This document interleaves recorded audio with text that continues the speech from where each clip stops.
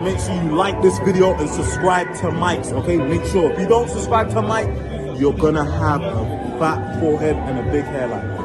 Well, I'm with the guy Max inside. Subscribe to him, make sure you do so. Best content coming out. You know how it is. Hello and welcome back to another video, people. Welcome back to the YouTube channel, people. Welcome back to another match reaction. Make sure you're smashing the likes and subscribe if you're new. We're trying to reach 1k subscribers before the end of the season that ends in 8 days.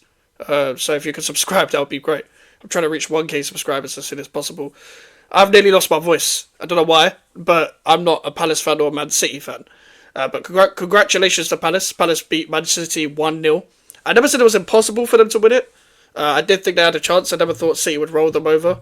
I did look at the lineup and think, City could get run over in the midfield here, and that's exactly what happened. But I think Palace was just well deserved on the day, to be honest with you. Well deserved on the day. They outplayed City. And this is the season where teams actually sit back against City and it works. Where, don't get me wrong, it's worked in the past, but because City are very stubborn without their ball winner in Rodri, for whatever reason they don't want to play a proper midfield without the guy. I'm not saying, if it wasn't for Rodri and all this, they could do much better without him anyway. Like, in terms of when they don't have him, there are solutions there, they just ignore it. But I think Palace targeted every one of their weaknesses properly. The way they stayed tight, the centre-backs helping the full-backs when wingers were taking them on, to then the number 10s or the wingers / number 10s cutting in, to then help Munoz and Mitchell, etc., to then stay tight. Wharton and Kamada doing a great job in midfield. De Bruyne and Silva as a partnership in midfield is whack. Very good in possession in terms of like keeping the ball and keeping it ticking, but once Palace scored the first goal, that didn't matter. They just got run over. Run over quite convincingly. And I know what it's like, obviously, to end a trophy drought. Like, to win a trophy, end a trophy drought. But for Palace, this must mean even more, because not only is it a better trophy, but also, this is their first trophy.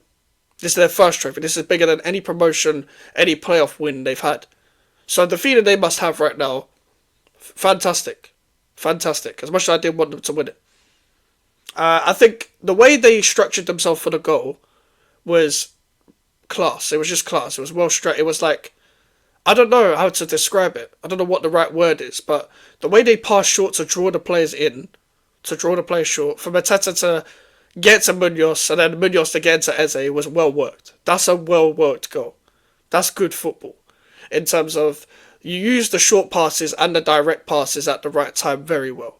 That's the kind of football I ideally like, where you're not wasting a pass. You're not passing short or passing long for the sake of it. And I think they deserve a lot of credit for that. I was surprised that Kamada started in the pivot, but I guess he's improved there a lot more than he did at the start of the season. Ebere Eze has asserted himself into history at Crystal Palace. By the way, it's not for me to tell people who's a legend of their club or not. So Crystal Palace fans, is Eze a legend now because of that? I'm going to ask you, because it's not for me to decide whether your guy's a legend or not, because I'm a West Ham fan, I'm not a Palace fan.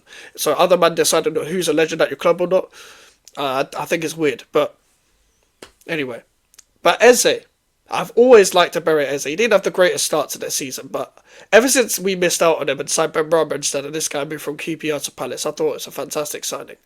Because I watched the Championship, so I watched what this guy was going to become anyway. I knew what he was going to be like, and to see him on this stage at the biggest, at basically the highest level in terms of winning a trophy for your club, I think it's fantastic. I think he's applied himself really well.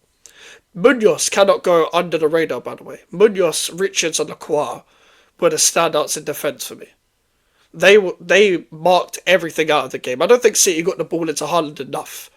Don't get me wrong, they did not get the ball into Haaland enough. But at the same time, when the ball was going into the areas that were dangerous, Lacroix and Richards cut everything off. Munoz defended everything well. He only got skinned by Doku once. Doku had a terrible game.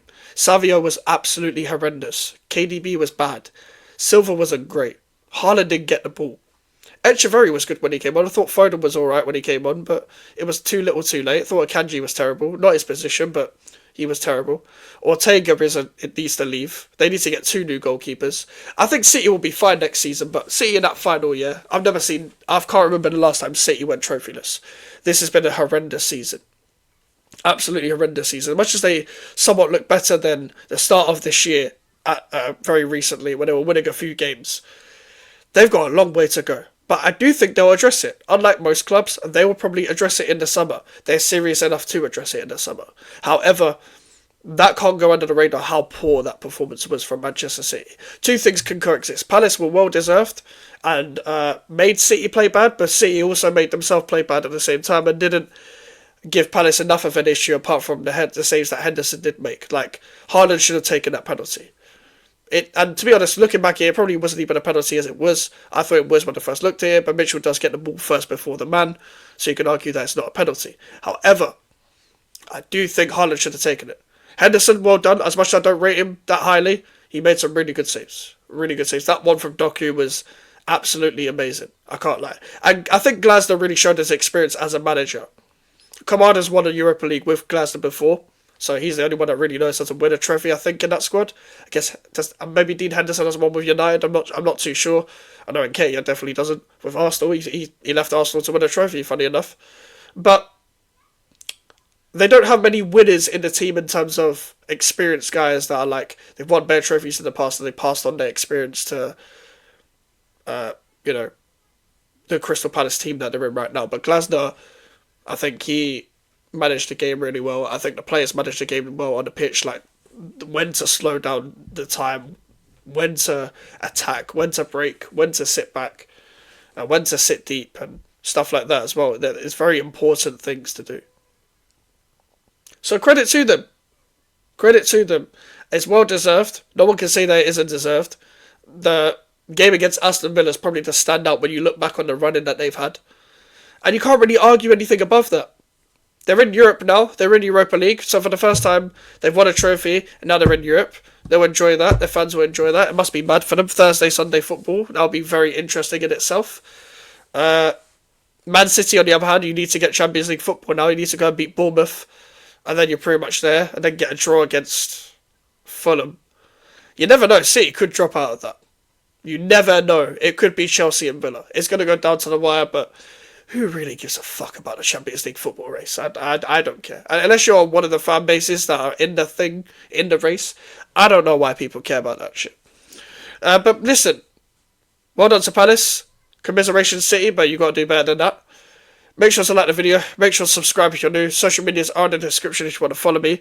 And email for any inquiries. We're trying to reach 1k before the end of the season. And it is 8 days before the end of the season. So please, if you're not subscribed, join us on this journey.